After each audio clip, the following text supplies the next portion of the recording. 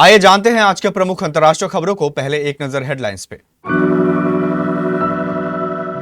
PM Modi ने तोड़ा नेहरू का रिकॉर्ड तो बोली शाइस्ता अंबर।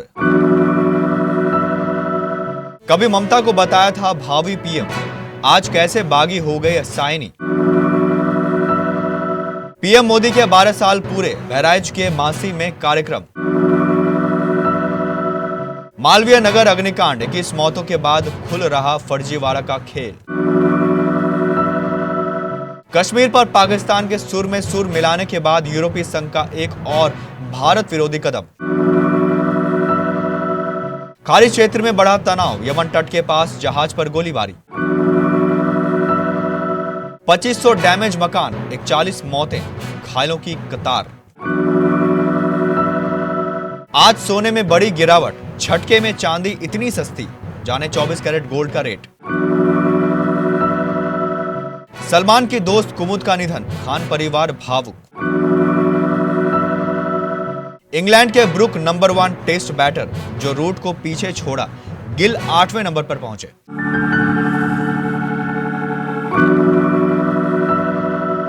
प्रधानमंत्री नरेंद्र मोदी देश में सबसे लंबे समय तक इस पद पर रहने वाले नेता बन गए हैं। उन्होंने 4399 दिनों तक प्रधानमंत्री पद पर रहकर पहले पीएम पंडित जवाहरलाल नेहरू का रिकॉर्ड तोड़ दिया है। इस मौके पर पीएम मोदी को तमाम बधाइयां मिल रही है।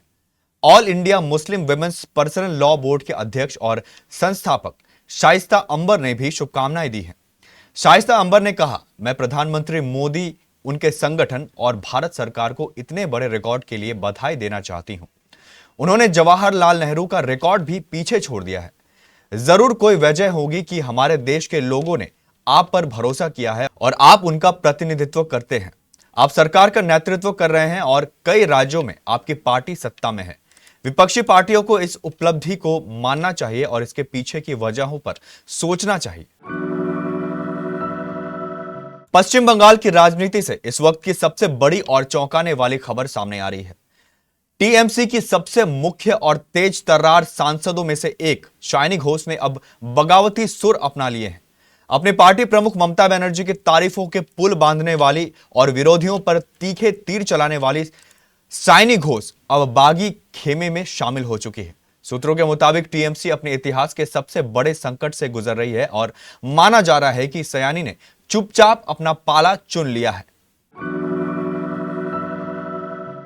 प्रधानमंत्री नरेंद्र मोदी के नवनिर्वाचित प्रधानमंत्री के रूप में 12 वर्ष का कार्यकाल पूरा होने पर बुधवार को बहराइच के महसी क्षेत्र में एक कार्यक्रम आयोजित किया गया। मासाडे स्थित बाबा बिहारी दास आश्रम में हुए इस आयोजन में आंगनबाड़ी कार्यकर्ताओं को नियुक्ति पत्र और स्मार्टफोन वितरित किए गए। क्षेत्र विधायक सुरेश्वर सिंह कार्यक्रम के मुख्य अतिथि रहे। इस अवसर पर आश्रम परिसर में विशेष पूजन अर्चन, सुंदरकांड पाठ और हवन का आयोजन किया गया। विधायक सुरेश्वर सिंह सहित भाजपा नेताओं और कार्यकर्ताओं ने यज्ञ में आहुतियां डालकर प्रधानमंत्री के स्वास्थ्य और दीर्घायु की कामना की। विधायक सुरेश्वर सिंह ने केंद्र और राज्य सरकार की जन कल्याणकारी योजनाओं तथा उपलब्धियों का उल्लेख किया। उन्होंने कहा कि प्रधानमंत्री मोदी के नेतृत्व में देश ने विकास के नए आयाम स्थापित किए हैं। दक्षिणी दिल्ली के मालवीय नगर के एक बेड एंड ब्रेकफास्ट प्रतिष्ठान में लगी भीषण आग की जांच कर रही पुलिस को नए सबूत मिले हैं और अब तक लाइसेंस जारी करने की प्रक्रिया, संचालन व्यवस्था तथा अग्नि सुरक्षा मानकों के अनुपालन में संभावित अनियमितताओं की जांच कर रही है। अधिकारियों ने मंगलवार को यह जानकारी दी। नए तथ्य 3 जून को हौज रानी स्थित फ्लोरिस्टे B&B में लगी आग के मामले में गिरफ्तार होटल मालिक लवकेश बजाज और लेखककार जय मिश्रा से पूछताछ के दौरान सामने आई। इस अग्निकांड में 21 लोगों की मौत हो गई थी। पूछताछ के दौरान मिश्रा ने जांचकर्ताओं को बताया कि बजाज के कहने पर उन्होंने B&B लाइसेंस प्राप्त करने के लिए अपने व्यक्तिगत दस्तावेज उपलब्ध कराए थे, जबकि आवेदन प्रक्रिया का संचालन होटल मालिक ने किया था। इस खुलासे के बाद जांच एजेंसियां यह पता लगाने में जुटी है कि जब भवन और प्रतिष्ठान का वास्तविक स्वामित्व कथित तौर पर बजाज के पास था, तब लाइसेंस एक कर्मचारी के नाम पर कैसे प्राप्त किया गया। पाकिस्तान के कब्जे वाले कश्मीर पर बयानबाजी के बाद यूरोपीय संघ ने एक और भारत विरोधी कदम उठाया है। मंगलवार को यूरोपीय संघ ने यूक्रेन युद्ध को लेकर रूस पर प्रतिबंधों का 21वां पैकेज प्रस्तावित किया है। इसमें भारत और चीन समेत कई देशों की उन कंपनियों, वित्तीय संस्थानों, ऊर्जा नेटवर्क और सैन्य आपूर्ति श्रृंखलाओं को निशाना बनाया गया है, जिन पर रूस के सैन्य औद्योगिक क्षेत्र का समर्थन करने का आरोप है। भारतीय कंपनियों पर प्रतिबंध लगाने का प्रस्ताव थोड़ा हैरान करने वाला है, क्योंकि इसी साल दोनों के बीच व्यापार समझौता हुआ था। मध्य पूर्व एशिया में तनाव फिर बढ़ गया है। खाड़ी क्षेत्र और आसपास के समुद्री मार्गों में संघर्ष एक बार फिर बढ़ता नजर आ रहा है। यूके मैरीटाइम ट्रेड ऑपरेशंस के अनुसार यमन के तट के पास एक सशस्त्र नाव बंदूकधारी सवार थे ने किसी वाणिज्यिक जहाज पर गोलीबारी की, जिसके बाद जहाज पर मौजूद सुरक्षा टीम ने जवाबी कार्रवाई की। यह घटना कुछ ही घंटे पहले हुई, जिसकी जांच जारी है। इस तरह की घटनाएं क्षेत्र में संघर्ष को वापसी का संकेत हो सकती है। लगातार बढ़ते हमलों और जवाबी कार्रवाइयों के कारण हालात फिर से अस्थिर होने की आशंका जताई जा रही है। इस बीच ओमान के सोहार से लगभग 37 किलोमीटर उत्तर पूर्व में एक टैंकर में आग लगने की भी खबर सामने आई है। एक रिपोर्ट्स के अनुसार आग जहाज के इंजन रूम में लगी, जिसके चलते एक व्यक्ति हताहत हुआ। हालांकि इसकी विस्तृत जानकारी अभी सामने नहीं आई है। आग लगने के कारणों की जांच की जा रही है। रिपोर्ट्स के अनुसार संघर्ष विराम के बाद भी ईरान और अमेरिका दोनों पक्षों द्वारा स्ट्रेट ऑफ हॉर्मुज में वाणिज्यिक जहाजों को निशाना बनाए जाने की घटनाएं सामने आती रही है। इस वजह से हजारों जहाज इस महत्वपूर्ण समुद्री मार्ग में फंसे हुए बताए जा रहे हैं।